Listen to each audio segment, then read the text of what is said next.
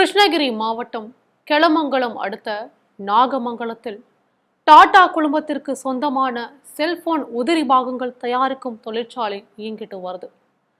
இந்த தொழிற்சாலையில் இந்தியாவில் பல்வேறு மாநிலங்களில் இருந்து 25,000த்திற்கும் மேற்பட்டோர் வேலை செஞ்சுட்டு வராங்க. அங்கு பணிபுரியும் பெண்கள் தங்குவதற்காக லாலிக்கல் எனும் பகுதியில் டாடா தொழிற்சாலை சார்பில் விடியல் ரெசிடென்சி விடுதி கட்டப்பட்டிருக்கு. இங்கு இருக்கும் 8 பிளாக்கில் 11 அடுக்குகள் அமைஞ்சிருக்கு. இதுல 6,000த்திற்கும் மேற்பட்ட பெண்கள் தங்கியிருக்காங்க. இந்த நிலையில 4வது பிளாக்கில் 8வது மாடியில் உள்ள ஒரு அறையில் பெண்கள் தங்கியிருந்த குளியல் அறையில் கதவு பக்கத்தில் ஏதோ மின்னுவது போல இருந்ததை பார்த்திருக்காங்க. அருகில் சென்று பார்த்தபோது அது ரகசிய கேமரா என தெரிய வந்திருக்கு.